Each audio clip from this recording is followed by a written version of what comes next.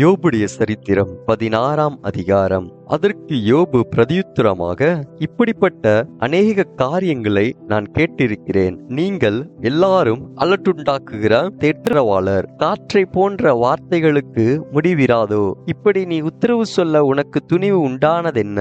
உங்களைப் போல நானும் பேசக்கூடும். நான் இருக்கும் நிலைமையில் நீங்கள் இருந்தால் நான் உங்களுக்கு விரோதமாக வார்த்தைகளை கோத்து உங்களுக்கு எதிரே என் தலையை துளுக்கவும் கூடும். ஆனாலும் நான் என் வாயினால் உங்களுக்கு திடன் சொல்லுவேன். என் உதடுகளின் அசைவு உங்கள் துக்கத்தை ஆற்றும். நான் பேசினாலும் என் துக்கம் மாறாது. நான் பேசாமல் இருந்தாலும் எனக்கு என்ன ஆறுதல்? இப்போது அவர் என்னை இளைத்து போக செய்தார். என் கூட்டத்தை எல்லாம் பாழாக்கினீர். நீர் என்னை சுருங்கி போக பண்ணினது அதற்கு சாட்சி.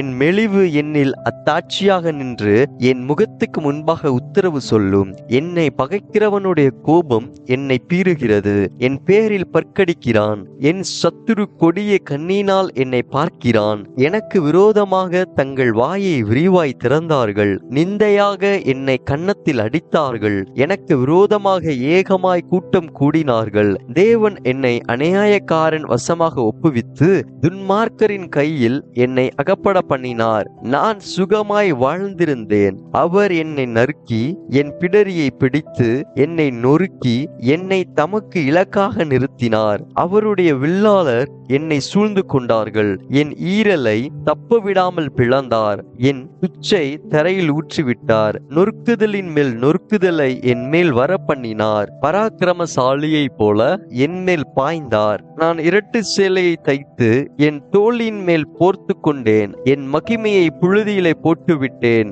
அழுகிறதினால் என் முகம் அழுக்கடைந்தது. மரண இருள் என் கண் இமைகளின் மேல் உண்டாயிருக்கிறது. என் கைகளிலே கொடுமை இல்லாதிருக்கையிலும் என் ஜபம் சுத்தமாயிருக்கையிலும் அப்படியாயிற்று. பூமியே, என் இரத்தத்தை மூடி போடாதே.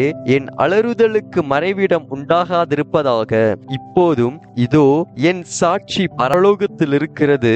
எனக்கு சாட்சி பகருகிறவர் உன்னதங்களில் இருக்கிறார். என் சிநேகிதர் என்னை பரியாசம் பண்ணுகிறார்கள். என் கண் தேவனை நோக்கி கண்ணீர் சொரிகிறது. ஒரு மனுபுத்திரன் தன் சிநேகிதனுக்காக வழக்காடுகிறது போல தேவனோடே மனுஷனுக்காக வழக்காடுகிறவர் ஒருவர் உண்டானால் நலமாயிருக்கும். குறுகின வருஷங்களுக்கு முடிவு வருகிறது.